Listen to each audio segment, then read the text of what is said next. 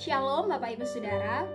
Kita bersyukur untuk satu hari lagi kesempatan yang Tuhan berikan kepada kita untuk menikmati setiap kasih dan kemurahan Tuhan, tetapi juga untuk hidup menjadi berkat bagi orang lain.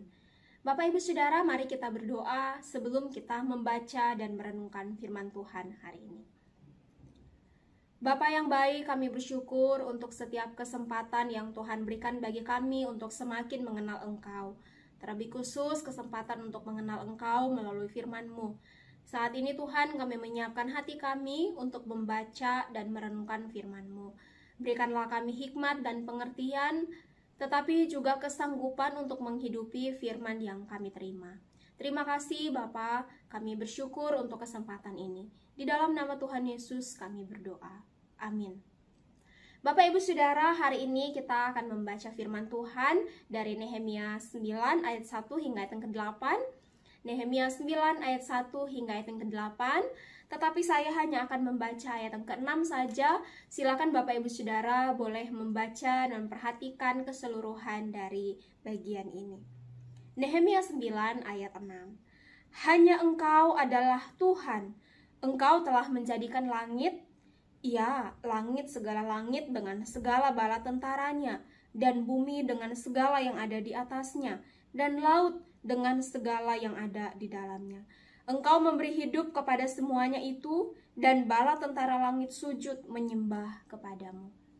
Bapak Ibu Saudara yang dikasihi Tuhan, kebiasaan untuk mengingat kembali pertolongan Tuhan itu sangat diperlukan untuk membawa kita terus-menerus kagum akan Allah yang setia memelihara hidup kita.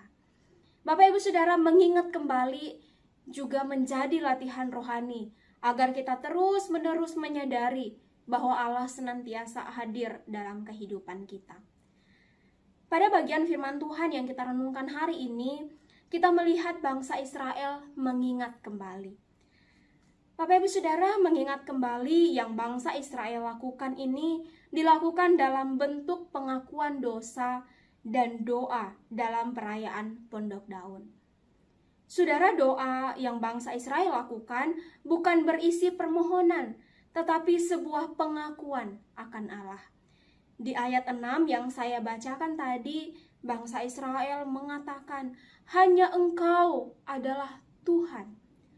Allah yang penuh kasih setia, Allah yang menciptakan segala sesuatu, Allah yang memberi hidup kepada semua makhluk. Bapak Ibu Saudara, demikian juga dengan hidup kita.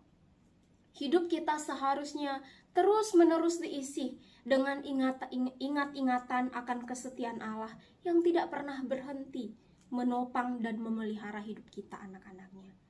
Saudara, melalui ingatan tentang perbuatan-perbuatan Allah yang ajaib dalam hidup kita, kita akan dapat berkata, hanya Dialah Allah satu-satunya.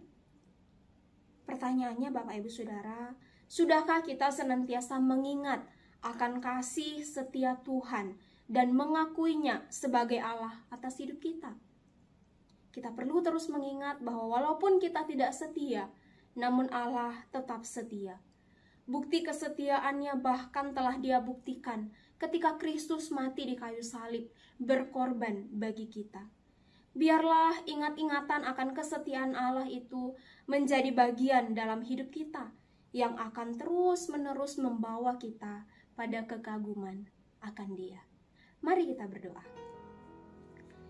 Ya Tuhan, biarlah ingat-ingatan akan kesetiaan-Mu itu terus menolong kami, membawa kami pada kekaguman akan Engkau, sehingga kami dapat terus berkata, hanya Engkau satu-satunya Allah di dalam hidup kami, Allah yang setia memelihara dan menopang hidup kami. Terima kasih untuk firman-Mu yang mengingatkan kami. Di dalam nama Tuhan Yesus kami berdoa. Amin.